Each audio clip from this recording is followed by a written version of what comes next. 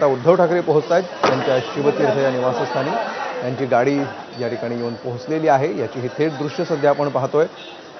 काही ठिकाणी आपण बघतोय की मुंबई महानगरपालिका निवडणूक ही ठाकरे बंधूंसाठी सर्वाधिक महत्त्वाची आहे।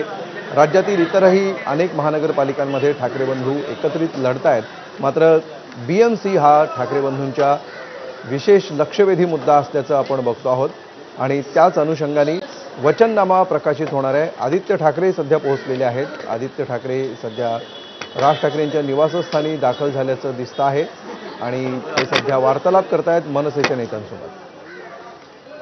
अजय माने सध्या आपल्या सोबत आहेत। अजय, या क्षणी नेमके काय अपडेट्स आहेत शिवतीर्थावर?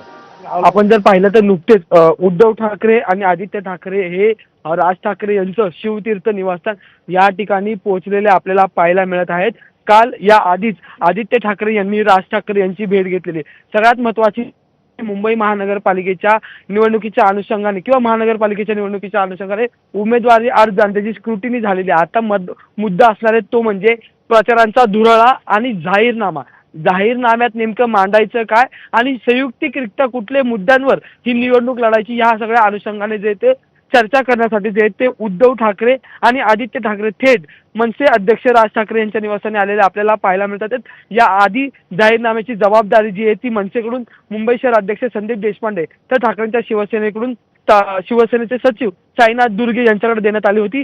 जाहीरनाम्याचं काम त्यांच्याकडून सुरू आहे, पण त्या जाहीरनाम्यात नेमक्या कोणकोणत्या गोष्टी टाकायच्या, प्रचाराचा धुराळा कसा उडवायचा, या सगळ्या संदर्भात सुद्धा चर्चा तेवढीच महत्त्वाची आहे। त्यासाठी थेट आता दोन्ही बंधू एकत्र येऊन ज्या त्या बैठका घेताना पाहायला मिळतात। त्यामुळे आता शिवतीर्थ या ठिकाणी राज ठाकरे आणि अमित ठाकरे यांची उपस्थिती होती आणि त्यांना भेटण्यासाठी थेट आता बंधू ज्यांनी नुकतीच युती जी आहे ती मनसेसोबत केलेली ते म्हणजे उद्धव ठाकरे आणि सोबतच युवासेना प्रमुख आदित्य ठाकरे हे पोहोचलेले। त्यामुळे आता या सगळ्या बैठकीत चर्चा केली जाईल ती म्हणजे की जाहीरनाम्यात नेमकं द्यायचं काय, मुंबई असेल किंवा इतर ज्या कोणत्या महानगरपालिका असतील त्या महानगरपालिकेच्या अनुषंगाने जाहीरनाम्यात कुठल्या महत्त्वाचे मुद्दे टाकायचे, काय काय मुद्द्यांवर जे ती संपूर्ण निवडणूक लढायची। आणि दुसरी महत्त्वाची बाब म्हणजे की या सगळ्या प्रचाराच्या धुराळ्यात अगदी 11 दिवसात कुठे कुठे आणि कशा रीतीने सभा घ्यायच्यात आणि सगळ्यात महत्त्वाचं म्हणजे की सांगता सभा म्हणजे प्रचाराच्या एक दिवस आधी 13 तारखेची सभा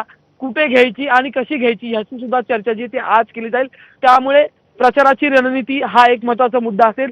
दुसरं म्हणजे की सभा कशा घ्यायच्या तो एक महत्त्वाचा मुद्दा असेल। त्यानंतर रोड शो आणि रॅली याचं विभाजन कसं करायचं हा एक मुद्दा आणि या सगळ्यात महत्त्वाचं असतं ते म्हणजे निवडणुकीत असतं ते म्हणजे की जाहीरनामा। आणि या जाहीरनाम्यात कोणकोणत्या गोष्टी टाकायच्यात, कोणकोणत्या मुद्द्यांवर आपण या संपूर्ण महानगरपालिकेच्या निवडणुकीत जे तो प्रचार करायचा, या सगळ्या गोष्टींवर आज जे ती सविस्तर चर्चा केली जाईल। असं म्हटलं जात आहे की 4 तारखेला दोन्ही बंधू एकत्र येऊन जो आहे तो जाहीरनामा प्रकाशित करतील आणि त्याच्यानंतर प्रचाराचा धुरळा उडवताना पाहायला मिळतील। मुंबईच्या अनुषंगाने आपण जर पाहिलं तर पूर्व आणि पश्चिम उपनगरात एक सभा आणि त्याच्यानंतर मुंबई ओव्हरऑल महानगरपालिकेच्या अनुषंगाने एक सभा जी ह्या ठिकाणी केली जाईल। त्याच्यानंतरच ठाणे असो, पुणे, नाशिक अशा वेगवेगळ्या ज्या महानगरपालिका आहेत त्यासाठी सुद्धा विशेष सभा असणार आहे। यासोबतच जर पाहिलं तर दोन्ही युवा नेतृत्व जे ते ठाकरेंचं ते म्हणजे आदित्य ठाकरे आणि अमित ठाकरे या दोघांवर सुद्धा रोड शो आणि एकंदरीत प्रचाराची बाईक रॅलीचं जे नियोजन असतं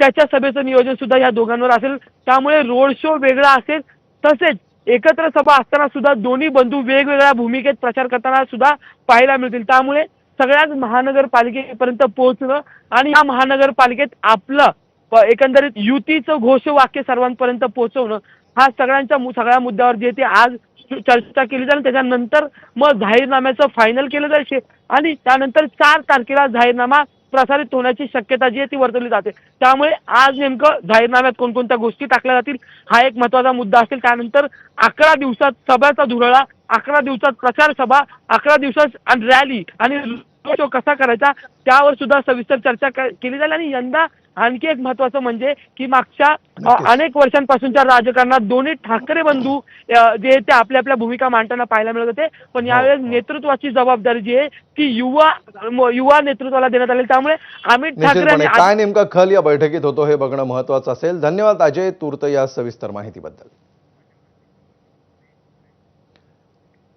या घटनेवर आपलं